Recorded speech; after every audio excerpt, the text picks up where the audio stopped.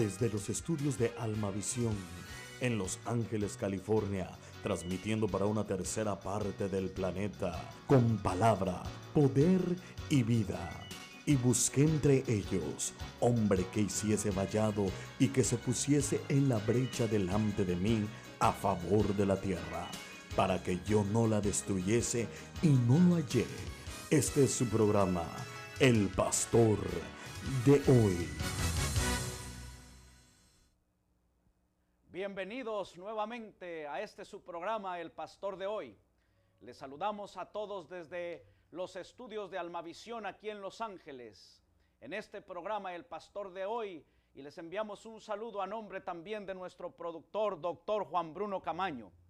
Y como siempre, gracias, muchas gracias por dejarnos entrar a sus hogares con estos temas que los pastores, los hombres y mujeres llamados y ungidos de Dios para predicar el Evangelio, nos traen cada sábado a este su programa, El Pastor de Hoy. Y como siempre, al comenzar les damos el tema que estaremos tratando en nuestro programa. Y en este día hemos traído para ustedes el programa El Joven y el Reto de Misiones. Y para hablarnos de este tema, como siempre, tenemos a una persona muy especial que nos va a hablar de este tema. Yo tendré el gusto de presentar a este gran siervo del Señor después de que vayamos juntos a este anuncio. Vamos a este anuncio y regresamos. El Pastor de Hoy tiene como propósito la edificación ministerial y congregacional. Si este programa está siendo de bendición para tu vida, tu apoyo económico y tus oraciones harán posible la continuidad de este programa. Llámanos ahora mismo a los teléfonos que aparecen en pantalla. Que Dios te bendiga ricamente.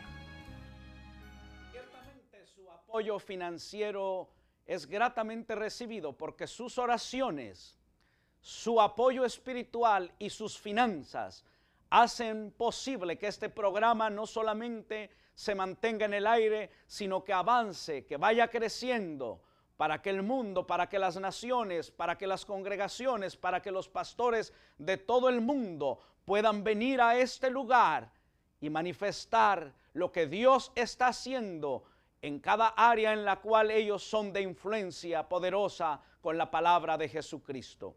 Y en este momento, entonces, tengo el grato honor de presentar a un consiervo, a un amigo ya de la familia del Señor y de la nuestra, ya por casi un cuarto de siglo. Aunque él es joven, Dios desde ese tiempo le ha usado poderosamente.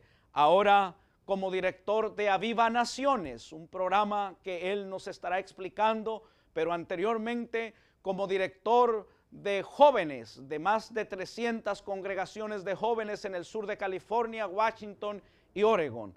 Doy entonces la bienvenida al pastor y evangelista, consiervo y amigo Rubén Mora. Rubén, Dios te bendiga. Pastor Gracias por estar aquí, Rubén. Muchas gracias, es un placer para mí también estar aquí con ustedes y compartir en este día tan especial, en este precioso programa y obviamente con un tema tan, pero tan para hoy.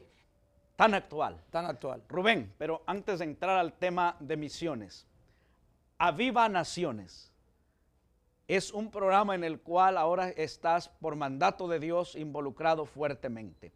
Antes entonces de entrar al tema específico, yo quiero que tú nos hables qué es Aviva Naciones. ¿Qué es lo que estás haciendo ahí, Rubén? Sí, pastor, Aviva Naciones es un sueño evangelístico nacido en el corazón de Dios para alcanzar a millones. El fundador ejecutivo de este ministerio es el pastor Cristian Hernáiz, pastor de las Buenas Nuevas en Norwalk, California, y es un deseo de emplear todos los recursos, todo lo que tengamos a favor de alcanzar a los perdidos. Por ende, entonces hay alcances evangelísticos en hospitales, en orfanatos, en escuelas, las plazas centrales de muchos lugares, los parques de muchos lugares. Hay cruzadas masivas evangelísticas que se hacen con el único propósito de alcanzar a miles y miles de personas que vengan al conocimiento de Dios. Eso es Aviva Naciones. Aviva Naciones es un movimiento, es un deseo, es un organismo el cual trata de ganar al perdido a toda costa. Estrategia de Dios. Yo creo que sí, para el día de hoy. Muy bien, Rubén, tú has trabajado mucho con jóvenes, pero ahora el tema que estamos trayendo es el joven y el reto de misiones, específicamente. Pero antes de entrar a esto, hay gente que no tiene un concepto claro de lo que es misiones. ¿Cómo defines tú misiones? ¿Qué es para ti misiones? ¿Qué viene a tu mente cuando se habla de la palabra misiones, Rubén? Sí, creo que el término misiones quizás arroje a una cierta parroquia puesta en algún lugar, algo así bien, digamos, arcaico, pero misiones, un misionero es aquel que tiene una misión. Misiones es el latido del corazón de Dios. Cuando hablamos de misiones estamos hablando del deseo de Jesús de alcanzar, de rescatar, de restituir, de alcanzar a cada uno de los perdidos del globo terráqueo. Por lo tanto, misiones es el latido del corazón de Dios, es el deseo de Dios de que todas las personas a través del mundo puedan llegar al conocimiento de Cristo, puedan llegar al conocimiento de nuestro Señor Jesucristo, el cual obviamente Dios dio su vida en la cruz del Calvario por una humanidad perdida. Misiones es alcanzar al perdido. Entonces esto nos lleva a que hacer misiones o trabajar en misiones no tiene que ver solamente con aquel, en este caso joven, que hace votos y dice voy a dejar mi familia, voy a dejar mi ciudad, voy a dejar mi país y me voy a ir al centro del África por 40 años, que es el concepto clásico que tenemos de misiones. Pero ahora veo que en tu juventud tú lo has ampliado. No sé qué diccionario estarás usando, pero veo cosas nuevas que no había leído en el diccionario sobre misiones, Rubén. Pastor José, qué interesante que usted trae esa definición a la mesa, porque, por ejemplo, cuando hablamos de misioneros, si estamos ministrando y decimos, ¿cuántos conocen a 10 misioneros? Algunas personas levantan la mano. ¿Cuántos conocen a 5 misioneros? Algunas personas levantan la mano. La idea es, si decimos, ¿cuántos conocen a 100 misioneros? Entonces nadie levanta la mano, porque en la mente tenemos que un misionero es una persona que deja comodidad, que deja este país, que deja sus recursos para irse a otro país, quizás a pasar hambre, quizás a su familia la va a poner quizás en un bohío al lado del río junto a la roca y no va a tener quizás un alimento o va a abstenerse de tener cierto alimento. Y eso para nosotros, para la iglesia de hoy, es el misionero. Pero yo quisiera hacer un reto o cambiar la mentalidad de lo que es un misionero. Un misionero es alguien que tiene una misión. Creo que todos los discípulos de Cristo tenemos una misión, tenemos un llamado a alcanzar a los perdidos. Jesús dijo, mas id por todo el mundo y predicad el evangelio a toda criatura. Cuando analizamos el contexto nos damos cuenta que se lo dijo a sus discípulos. Por lo tanto, cada discípulo, cada seguidor de Jesucristo tiene una misión. Y si tiene una misión, es un misionero. Entonces creo, Pastor José, que la iglesia en general ha sufrido realmente porque pensamos que el misionero es aquel que está en otro país haciendo la voluntad del Señor. Pero si nosotros cambiáramos la mentalidad, si nosotros dejáramos de pensar así y pensáramos que cada cristiano es un misionero, cada cristiano tiene en sí la posibilidad, el llamado, el mandato de Dios de alcanzar al perdido, ¿cuántos más millones de personas hubiéramos alcanzado? Habiendo establecido, Rubén, el concepto nuevo, no sé si la Academia Española de la Lengua te lo va a aprobar, pero ahí está, ¿no? La nueva definición. Conociéndote de tiempo y sabiendo de tu curia y lo meticuloso. ¿Cuál es el reto de misiones?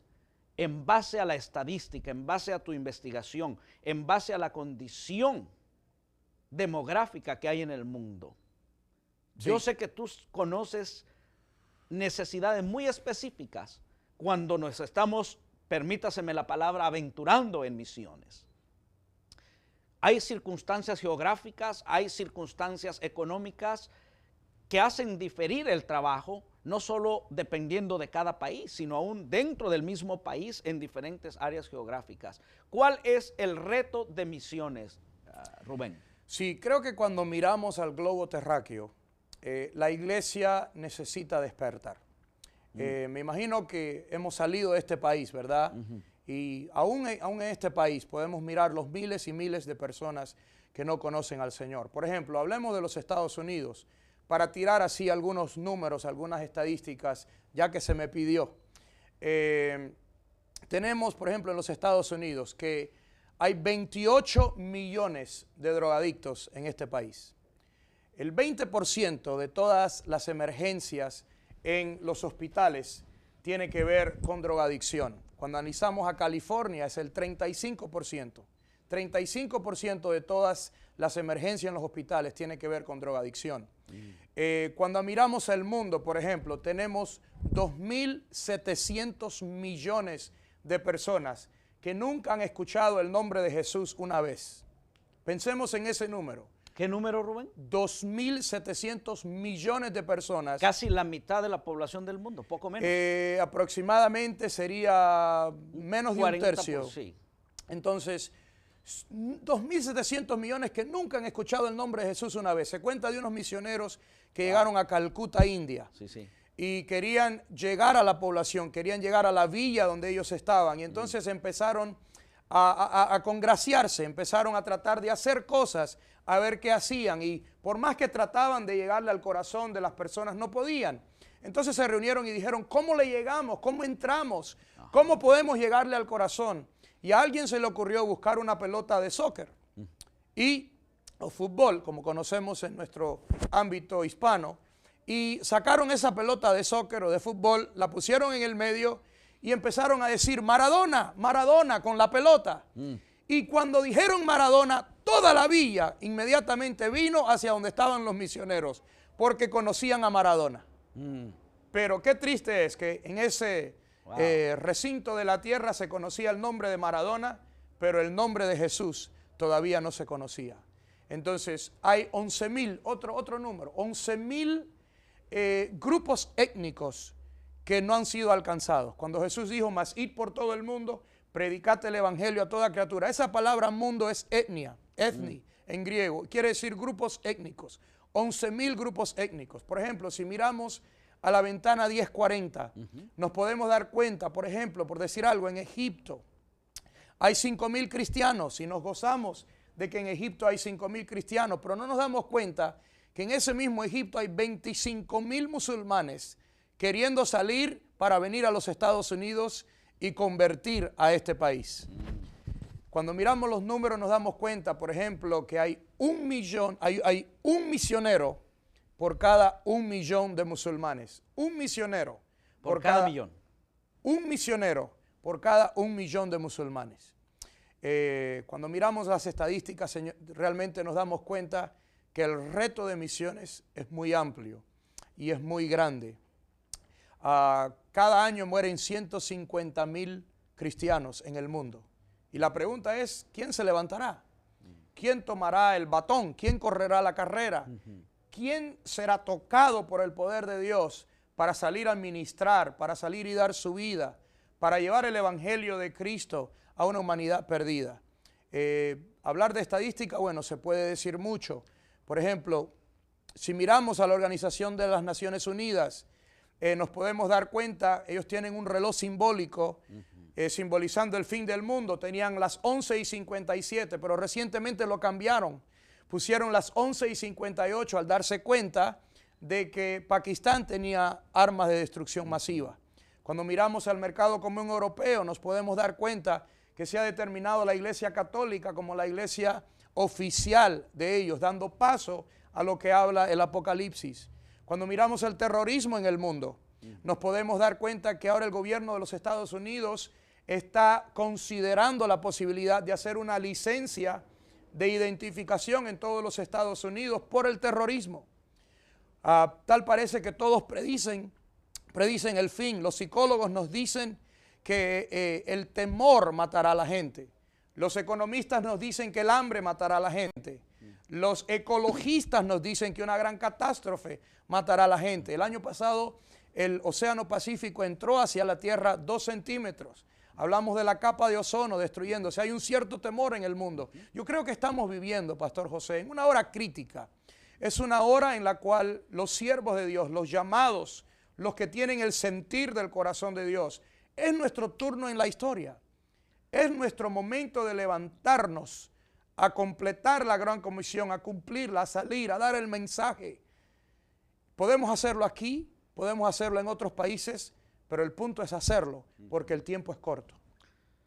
Pastor Rubén, en todo esto, ¿qué responsabilidad tienen los jóvenes en este trabajo? Y una segunda pregunta, ¿qué oportunidad tenemos ya real los hispanos para involucrarnos en misiones? Viendo la mentalidad, nosotros en todo el continente como hispanos hemos siempre esperado que alguien nos lleve algo. Nos llevaron el evangelio, nos llevaron parte de la cultura desde los Estados Unidos que venía de Europa. Así es.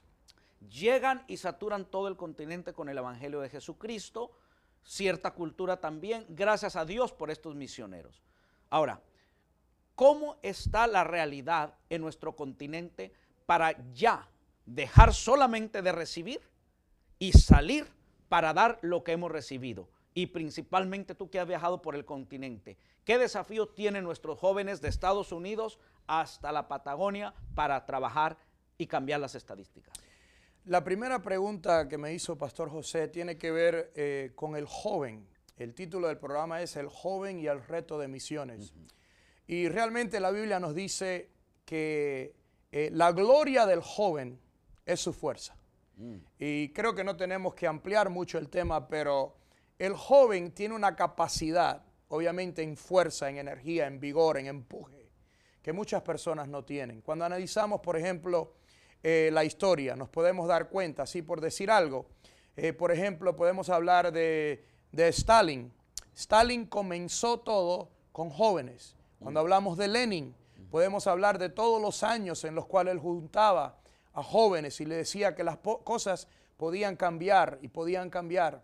Cuando analizamos, por ejemplo, lo que hizo Alejandro el Grande, que a la edad de 20 años se empieza a levantar con jóvenes para conquistar. A la edad de 24 años era emperador, a la edad de 30 años ya casi gobernaba todo lo que es Euroasia. Cuando miramos, por ejemplo, todo lo que ha surgido, Adolfo Hitler, ¿qué hizo Adolfo Hitler? Adolfo Hitler movió a una nación. En 1932, él se levanta y empieza a hablarle a jóvenes y les dice, nosotros podemos cambiar nuestra situación. Y por lo tanto, 1937 toma el poder y nosotros sabemos, mató 6 millones de judíos. El mismo Stalin mató a 50 millones de judíos. Stalin dijo, Pastor José, escuche esto, qué lindo. Stalin dijo, si pudiera encontrar a un joven en el cual poner una causa digna de pelear, la tierra sería mía. Y nos hemos dado cuenta. Entonces ahí está, Rubén, la posibilidad que tiene la iglesia. ¿En qué medida la iglesia está tomando adelante esta posibilidad de los jóvenes y en qué medida está ignorando a los jóvenes para hacer este trabajo? Así es. Creo que a grandes rasgos, sin quizás poner el dedo mucho sobre la llaga, pero si es necesario hacerlo, lo hacemos. Creo que nuestros jóvenes de hoy tienen un potencial muy grande. Sabemos lo que dice la Biblia, en los postreros días derramaré mi espíritu sobre toda carne, vuestros jóvenes. Entonces, hay un llamado en el reloj de Dios, hay un plan de Dios para la juventud hoy, de levantarse, de hacer la obra de Dios. Los jóvenes tienen un potencial muy grande, pero ahí es donde está el problema. Potencial quiere decir que no has llegado. Correcto. Tienes la posibilidad de ser, pero no lo has hecho. Entonces la idea es pasar de potencial a plenitud. La idea es desarrollar lo que Dios nos ha dado. Tener potencial, tener talento, tener oportunidad y posibilidad. ¿De qué nos sirve si no realmente la posibilidad? Si no arrancamos, si no lo echamos? Ahora, en este trabajo, Rubén, hay algo fundamental, como decíamos la iglesia. El joven es joven, el joven tiene fuerza, pero el joven no tiene la experiencia ni para ver dónde le conviene dirigir su energía, su fuerza, ni tiene la capacidad tampoco, así como no tiene esa energía para discernir muchas cosas que el maduro, que el adulto, el que ya caminó, el pastor de la iglesia ya caminó. Una iglesia que quiera verdaderamente cambiar estas estadísticas, tendría que hacer un programa, ¿cuál es tu consejo específico para un pastor que nos está viendo ahora como muchos alrededor del mundo y que diga, yo quiero establecer algo que verdaderamente cambie esa estadística dentro de mi iglesia? No lo había hecho por ignorancia, en estos minutos mi mente se ha abierto, mi mente ha cambiado. ¿Qué consejo práctico le darías tú a este pastor con relación a usar los jóvenes? Hablando de esa juventud que está en nuestras congregaciones hoy, porque hay que entender al joven para poder ayudar. Entenderlo. Hay que entenderlo. ¿Quién es nuestros jóvenes?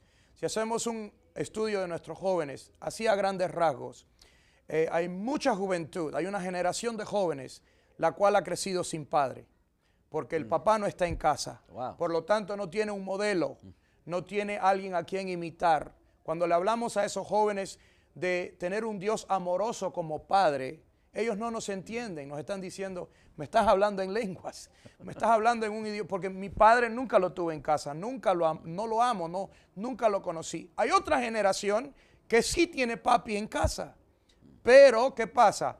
Por el afán de este mundo, por el corre-corre de nuestro país, los Estados Unidos, no está en casa en términos de tiempo.